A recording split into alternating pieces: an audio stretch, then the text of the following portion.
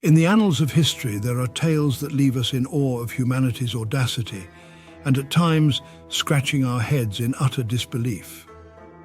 Among these is the bizarre yet strangely amusing account of Emperor Caligula's audacious declaration of war against none other than Neptune, the Roman god of the sea. Strap in for a journey through the depths of absurdity as we delve into this peculiar episode of ancient Rome. But before we dive in, I still encourage you to ever so gently pet the subscribe button, just for good luck. Now back to the video. Picture this: Rome, circa 37 AD. The empire is flourishing, its legions conquering distant lands, its citizens reveling in the splendor of their opulent capital. And at the helm of this grand spectacle sits Emperor Caligula, a man whose eccentricities rival even the most outlandish of reality TV personalities. Now, Caligula wasn't your average ruler.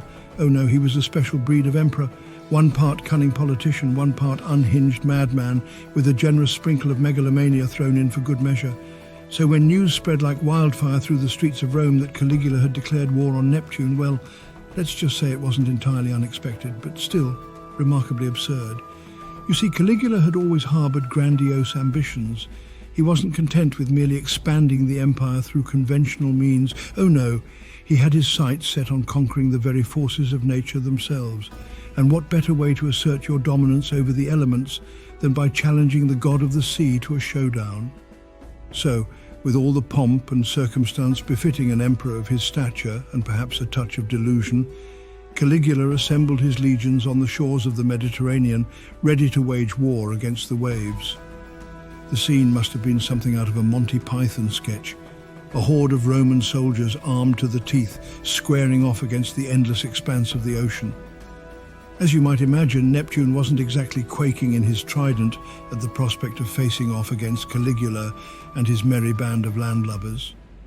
In fact, the sea god probably found the whole affair rather amusing, watching from his watery domain as the Emperor of Rome attempted to challenge the very essence of his existence.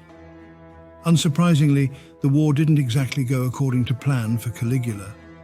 Despite his best efforts, which likely involved a fair amount of chest thumping and shouting at the waves, Neptune remained decidedly unimpressed. The sea continued to churn, the tides ebbed and flowed, and the empire's naval forces found themselves woefully outmatched by the might of the god of the sea. In the end, Caligula's war on Neptune fizzled out faster than a wet firecracker. The emperor, ever the showman, was forced to slink back to Rome with his tail between his legs, his dreams of conquering the seas dashed by the cold, unforgiving reality of nature's indifference. But hey, credit where credit is due. Caligula may have been a megalomaniacal tyrant with a penchant for the absurd, but he certainly knew how to keep things interesting.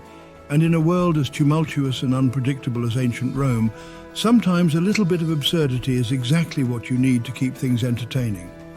Thank you kindly for watching.